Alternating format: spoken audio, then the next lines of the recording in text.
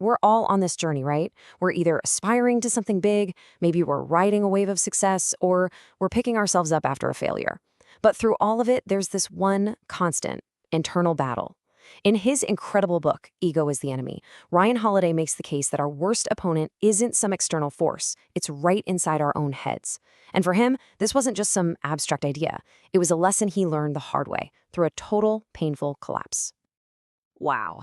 That quote from Ryan himself, it just cuts right to the bone, doesn't it? It's that gut punch moment of realization when the life you've so carefully built on pure ambition suddenly feels hollow. It's the moment that forces you to look in the mirror and ask, what went wrong? And for Ryan Holiday, the answer was crystal clear: his own ego.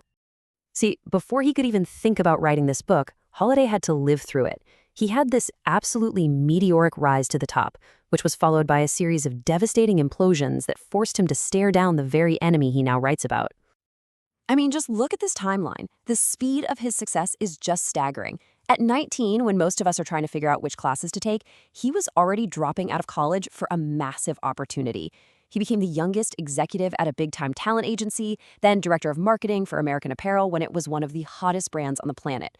By 25, he's a best-selling author. This is the kind of highlight reel we all dream of. But, and there's always a but, isn't there? This is where that perfect highlight reel ends and harsh reality kicks in. The very foundations of his world, the mentors he admired, the companies he poured his life into, they all just crumbled. He talks about being wound so tight that something as small as the Wi-Fi going out could trigger a full-blown panic attack. The same engine that powered his success was now burning his entire life to the ground. So all of this forces a really critical question. What is this internal enemy?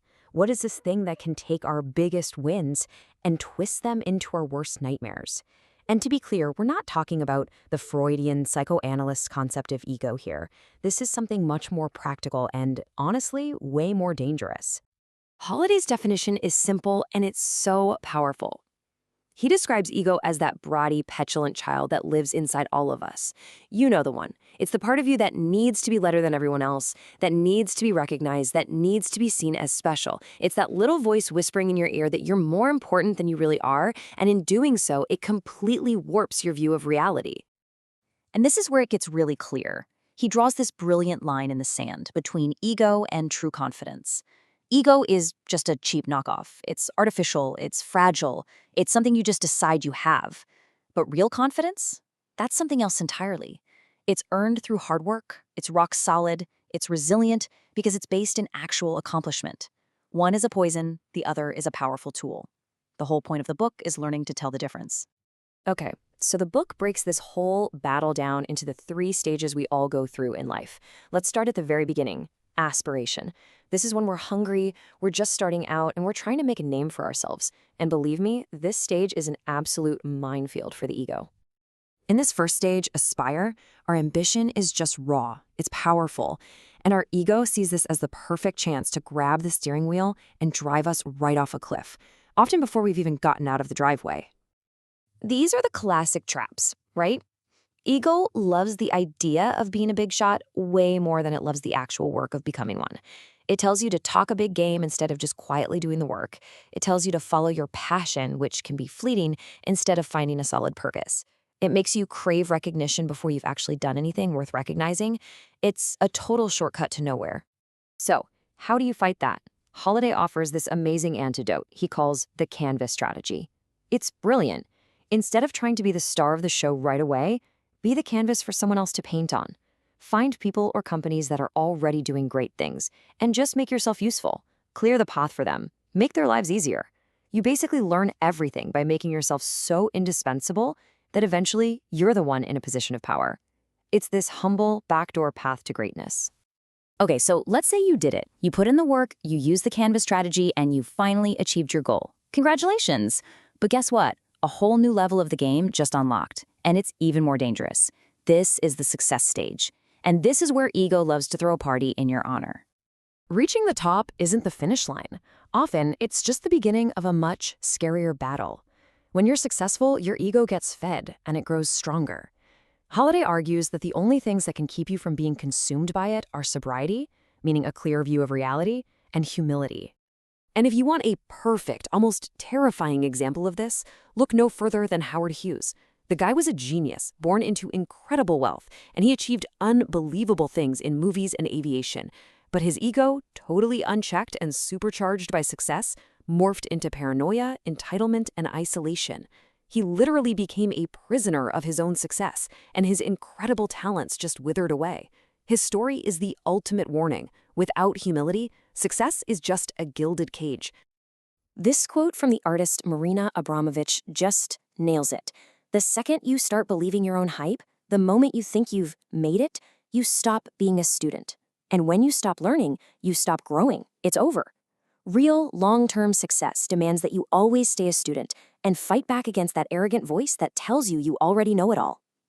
No matter who you are or how successful you become, failure is gonna happen. It's just part of a game. Projects fail, you get fired, the market turns against you. It's inevitable.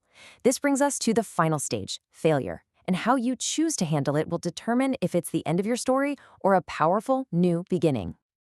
Yep, this is the part of the journey nobody signs up for. But everyone, and I mean everyone, goes through it. And this is where ego can do the most lasting damage, because it has the power to turn a temporary setback into a permanent identity. And this leads to maybe the most powerful idea in the entire book. When you fail, when you hit a wall, whether you're fired, injured, or facing any kind of adversity, the time is going to pass no matter what. You have a choice. Is this going to be alive time or dead time? So what's the difference? Well, dead time is when you just sit around wallowing, blaming other people, feeling sorry for yourself, and just waiting for things to magically get better. Alive time is the opposite. It's when you actively use that setback. You learn, you practice, you read, you adapt. You use every single second to get better. Your ego will scream for dead time. Your strength and your humility will choose a lifetime. So to get through failure, you kind of have to redefine what success even is. And for that, Holiday brings in this amazing definition from the legendary basketball coach John Wooden.